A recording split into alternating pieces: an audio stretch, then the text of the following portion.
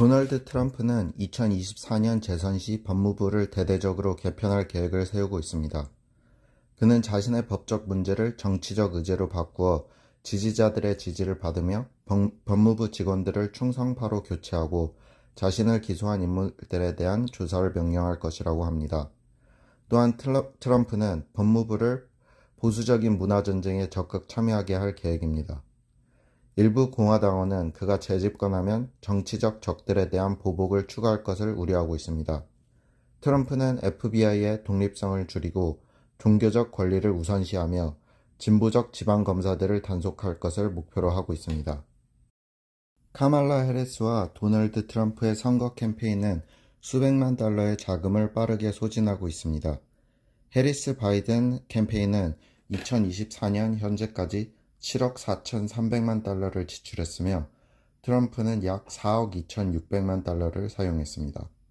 해리스 캠페인은 광고에 3억 4,600만 달러를 지출했으며 트럼프는 약 1억 4,700만 달러를 썼습니다. 두 캠페인은 각각 고용 및 컨설팅, 집회 비용 등에 많은 자금을 투입하고 있습니다. 또한 해리스는 직원 복지와 고급 간식, 트럼프는 패스트푸드 위주로 지출하는 등 지출 항목에서도 차이를 보였습니다. 일론 머스크는 자신의 생애 내에 화성 이주 목표를 달성하기 위해 시간에 쫓기고 있습니다. 53세인 그는 화성에 도시를 건설하고 인간이 거주할 수 있는 자립형 식민지를 만드는 것이 인류 생존을 위해 필수적이라고 강조합니다. 그러나 화성으로의 여행은 지구와 화성의 일정한 궤도 정렬이 26개월에 한 번씩 발생하기 때문에 시간이 제한적입니다. 그는 2029년 첫 무인 화성 착륙을 계획하고 있으며 2031년에는 유인 임무가 가능할 것으로 보입니다. 머스크는 이러한 계획이 지연될 가능성을 인정하면서도 화성 이주 목표를 향한 진행 속도에 대해 지속적으로 압박을 가하고 있습니다.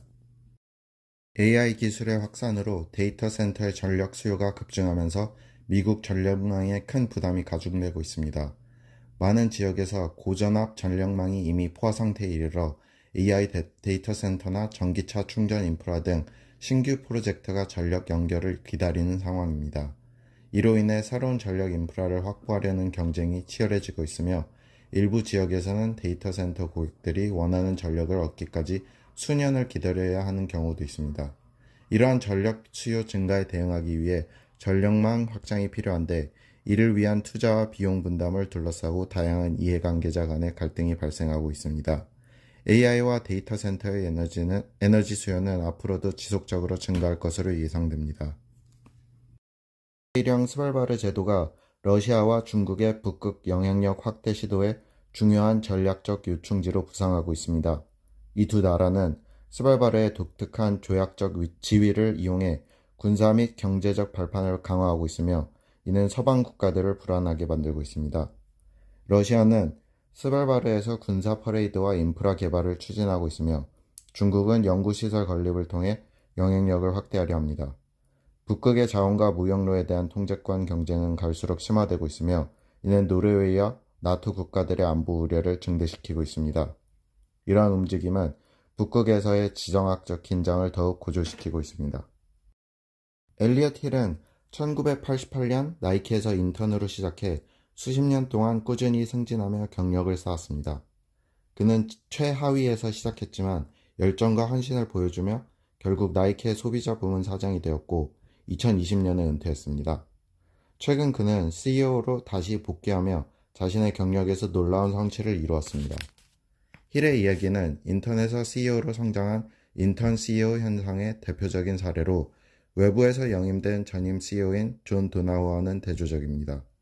나이키의 문화와 가치를 깊이 이해하는 그의 역량이 브랜드의 부활의 핵심 역할을 할 것으로 기대됩니다. 이 기사는 27세의 경제 논평가 카일라 스캔런에 대한 이야기입니다. 그녀는 Vibe Session이라는 용어를 만들어 경제 데이터와 소비자 정서 간의 괴리를 설명했습니다. 그녀는 소셜미디어에서 수백만 명의 팔로워를 보유하고 있으며 연방준비제도 및 백악관 관계자들로부터 주목을 받고 있습니다. 스캔런은 전통적인 금융 경로를 따르지 않고 틱톡, 유튜브 등 플랫폼을 통해 경제 교육을 제공하고 있습니다. 또한 최근 책을 출간해 경제에 대한 쉬운 이해를 돕고자 노력하고 있습니다. 북부 고등학생들이 남부의 대학으로 진학하는 경향이 증가하고 있습니다. 학생들은 소셜미디어에서 남부의 활기찬 대학 생활을 보고 매력을 느끼고 부모들은 저렴한 학비와 따뜻한 날씨를 이유로 남부 대학을 선호합니다. 20년 동안 북부 학생들의 남부 공립대학 진학률은 84% 증가했습니다. 남부 대학들은 상대적으로 저렴한 학비와 더 나은 자유로운 환경으로 주목받고 있습니다. 이러한 변화는 남부 지역 경제에도 긍정적인 영향을 미칠 것으로 보입니다. 이 기사는 터치스크린의 시대가 끝나가고 있으며 물리적인 버튼이 다시 주목받고 있다는 내용을 다룹니다. 기업들은 차량, 가전제품, 개인 전자기기 등의 물리적 버튼과 조작 장치를 다시 도입하고 있습니다. 특히 애플은 새로운 아이폰에 액션 버튼을 추가하며 버튼을 재설계하고 있습니다. 터치스크린은 시각에 의존하는 반면 물리적 버튼은 사용자가 더 직관적으로 기기를 조작할 수 있게 도와줍니다. 이로 인해 안전성과 즐거움이 향상되며 사용자 경험을 더 나은 방향으로 이끌고 있습니다. 중국의 최신 핵 잠수함이 2024년 봄에 침몰한 사건이 발생했습니다. 이 사고는 중국의 군사 현대화에 중요한 차질을 초래했으며 중국 당국은 이를 비밀에 붙이려 했습니다. 해당 잠수함은 후베이성 우한 근처의 조선소에서 발생한 사고로 새로운 잠수함 제조 프로젝트의 일부였습니다. 미국 관리들은 잠수함이 침몰 당시 핵 연료를 탑재했을 가능성이 있다고 밝혔습니다. 이 사건은 중국의 군사 및 방위 산업의 내부 관리와 장비 품질에 대한 의문을 제기하고 있습니다.